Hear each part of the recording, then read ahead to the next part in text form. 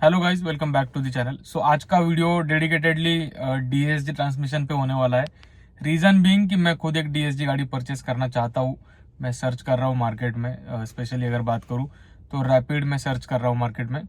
तो डीएसजी के बारे में इन दिनों मैंने काफ़ी ज़्यादा सर्च कर लिया, टीम बीएचपी पढ़ लिया, उसके बाद यूट्यूब पे काफ़ी सारे ओनरशिप रिव्यूज़ देख लिए, काफ़ी ज़्यादा इन्फॉर्मेशन मैंने कलेक्ट कर लिया रिगार्डिंग डीएसजी। इसीलिए मैंने सोचा कि आपके साथ भी थोड़ा सा इन्फॉर्मेशन शेयर किया जाए और मैं ये वीडियो डीएसजी के बारे में बना रहा हूँ। सो इस वीडियो में अगर कोई भी बात छूटती है या फिर कोई बात मेरे से बताना मैं भूल गया या फिर उस बात के बारे में अगर मैंने सर्च नहीं किया है, कोई अपना भाई है जो अपना डीएसजी गाड़ी कोई भी ओन कर रहा है, फॉक्सवैगन हो गया या फिर कोई भी मतलब डीएसजी ट्रांसमिशन के साथ जो गाड़ियाँ आती है, Hyundai किया की भी आती है, लेकिन स्पेशली अगर कोई फॉक्सवैगन स्कोडा ग्रुप का डीएसजी ट्रांसमिशन वाला गाड़ी यूज़ करता है तो वो भाई कमेंट में नीचे बता दे कि सर ये चीज़ छूट गई या फिर ये चीज़ बताना आप रह गए। तो वो मुझे भी एक आइडिया आ जाएगा उस ट्रांसमिशन के बारे में, और बाकी जो दूसरे अपने व्यूवर्स है उनको भी एक वो कमेंट पढ़ के आइडिया आ जाएगा कि और भी क्या चीज़ें डीएसजी ट्रांसमिशन के साथ आती है या फिर क्या दिक्कतें आ सकती है, क्या बेनिफिट आपको मिल सकता है वो चीज़। सो बेसिकली अभी मैं फ़िलहाल सीएनजी वाली इग्निस यूज़ कर रहा हूँ जो कि मैनुअल ट्रांसमिशन के साथ है मेरी। तो मुझे पर्टिकुलरली ऑटोमेटिक गाड़ी चाहिए क्योंकि मैनुअल गाड़ी चलाना सिटी ट्रैफिक कंडीशन में काफ़ी ज़्यादा हेक्टिक हो जाता है एक टाइम के बाद। इसलिए मैं खुद ऑटोमेटिक गाड़ी मार्केट में ढूंढ रहा हूँ और सीएनजी नहीं चाहिए मुझे, इस बार डीजल चाहिए।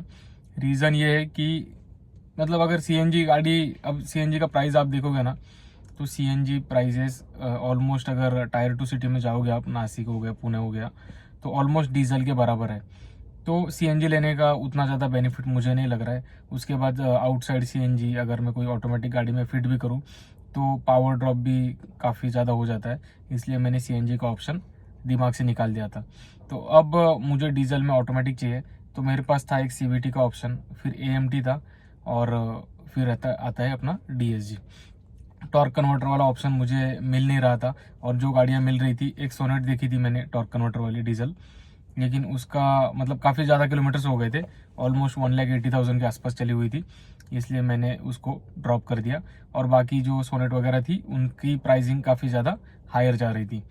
सो मेरा बजट जो था वो 7 से 8 लाख के बीच में है, और उस प्राइस रेंज में मुझे सीवीटी, एएमटी और डीएसजी तीन ही ऑप्शन थे ऑटोमेटिक में।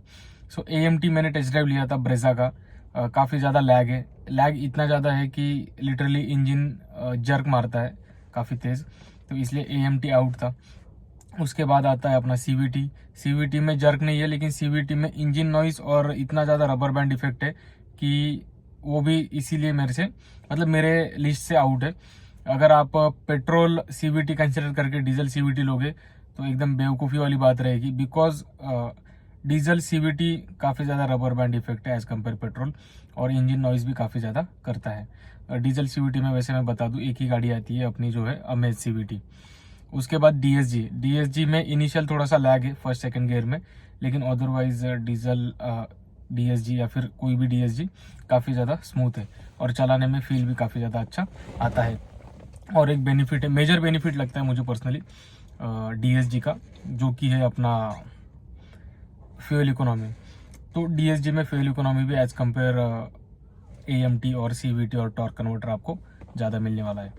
एएमटी में मिल जाता है ठीक ठाक, सीवीटी में लोग बोलते हैं कि ज़्यादा फ्यूल इकोनॉमी मिलता है, लेकिन मैंने पर्सनली होंडा सिटी सीवीटी चलाई है, उतना ज़्यादा फ्यूल इकोनॉमी उसका है नहीं। इवन जो कंपनी क्लेम है उसके आसपास भी वो नहीं देता है। तो डीएसजी में कंपेरेटिवली फ्यूल इकोनॉमी भी आपको ज़्यादा बेटर मिलने वाली है। ये होगी फ्यूल इकोनॉमी की बात। सो डीएसजी जब लोग सोचते हैं, फॉक्सवैगन का डीएसजी स्पेशली, तो लोगों को कुछ दिक्कतें पता है, मार्केट में काफ़ी ज़्यादा बात फैली हुई है कि डीएसजी कैसा है फॉक्सवैगन का, काफ़ी ज़्यादा कंप्लेंट्स थी कस्टमर्स की भी।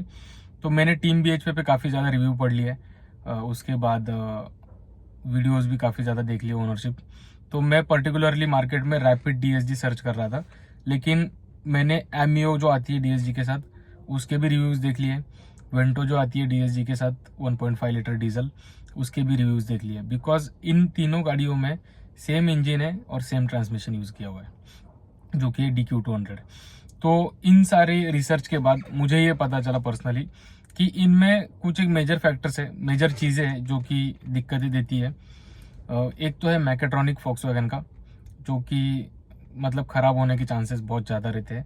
और सेकंड चीज़ एक उसका ड्यूअल क्लच, DSG ट्रांसमिशन मतलब dual shift gear box. Basically हर एक कंपनी अपने अपने हिसाब से मतलब अलग अलग नामों से उसको डिफाइन करती है, लेकिन ट्रांसमिशन बेसिकली वही है, ड्यूअल क्लच वाला, जिसमें 2 क्लच मिलते हैं। सो इस ट्रांसमिशन की अगर मैं बात करूँ तो काफ़ी सारी कंपनियां यूज़ करती है। मेजरली लोग फॉक्सवैगन को काफ़ी ज़्यादा टारगेट करते हैं कि उनकी गाड़ियों में दिक्कतें आती है, लेकिन मैंने जैसे टीम BHP पे पढ़ा ना, तो बाकी अदर ब्रांड्स की भी गाड़ियों में दिक्कतें आई है। जैसे मैंने Hyundai का देखा है, किया के दिक्कतें देखी है, काफ़ी सारी गाड़ियों के मैंने रिव्यूज़ पढ़ लिए वहाँ पे। सो जैसे Hyundai किया वगैरह है तो वो वार्निंग दे देता है कि आपका ट्रांसमिशन ओवरहीट हो गया। तो फॉक्सवैगन में वार्निंग नहीं मिलता है। मैंने 1-2 कस्टमर्स के रिव्यू पढ़े कि कोई वार्निंग मिला नहीं और गाड़ी एकदम से ब्रेकडाउन हो गई, कोई वार्निंग मिला नहीं, गाड़ी में एकदम से जर्क चालू हो गया। सो ऐसी फॉक्सवैगन स्कोडा के साथ ये दिक्कतें हैं। Hyundai में वो है कि ये ट्रांसमिशन ओवरहीट का आपको वार्निंग मिल जाता है, फिर आप गाड़ी को थोड़ा सा कूल होने के लिए रख दो, फिर वापस आप एक मतलब नॉर्मल ड्राइव आपका स्टार्ट कर सकते हो। मैं जैसे स्कोडा लेने वाला हूँ तो मैंने स्कोडा के रिव्यूज़ वगैरह देख लिए। तो मेजरली इनमें मैकेट्रॉनिक और क्लच फेलियर का इशू आता है और ब्रेकडाउन का भी इशू आता है। मैकेट्रॉनिक और क्लच फेलियर आपको सुनने में इतना नॉर्मल लग रहा है, अगर आप इन सारी चीज़ों की कॉस्टिंग देखोगे तो काफ़ी ज़्यादा कॉस्टिंग हो जाती है, लाखों में खर्चा चला जाता है।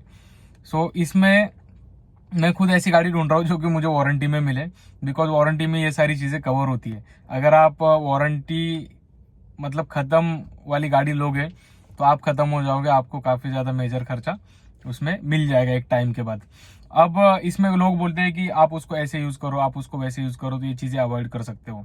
लेकिन मैंने जितने भी लोगों के रिव्यू पढ़ लिए, जितने भी लोगों को मैं मिल लिया, वीडियोस देख लिए, तो उस सिनेरियो में मुझे ये पता चला कि ये प्रॉब्लम आपकी गाड़ी में आना ही है, क्योंकि क्लच एक वेयर एंड टेयर वाला पार्ट है।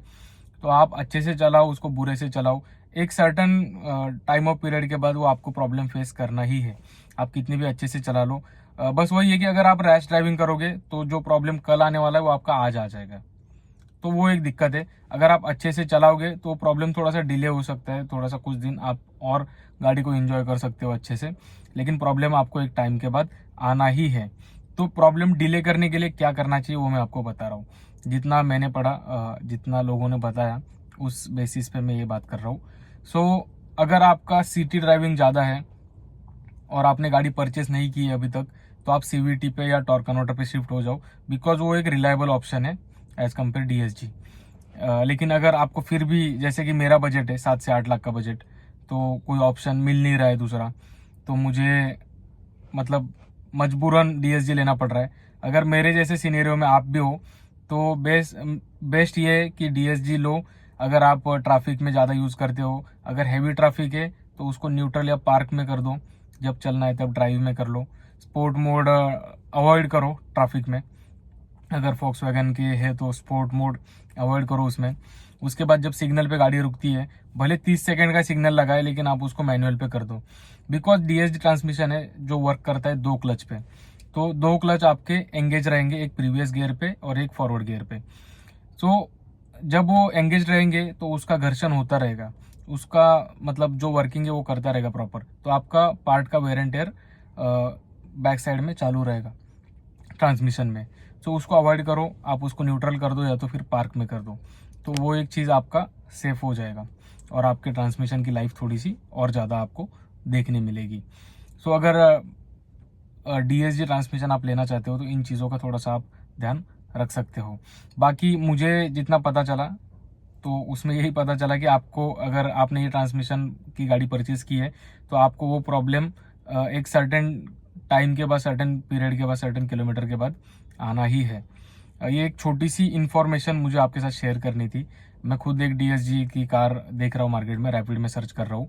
अगर मेरे से कोई चीज़ छूट गई है या फिर कोई चीज़ ऐसी है जो आपको पता है और DSG के इस इशू को और डिले कर सकती है, तो आप कमेंट में प्लीज़ अपना ओपिनियन बता देना, मेरे लिए काफ़ी हेल्पफुल रहेगा और बाकी जो अपने व्यूअर्स हैं उनके लिए भी काफ़ी ज़्यादा हेल्पफुल रहेगा। ये एक छोटा सा इन्फॉर्मेटिव वीडियो था। वीडियो कैसा लगा आप हमें बता देना। अगर अच्छा लगा तो वीडियो को लाइक कर देना और प्लीज़ चैनल को सब्सक्राइब कर देना। Thank you so much.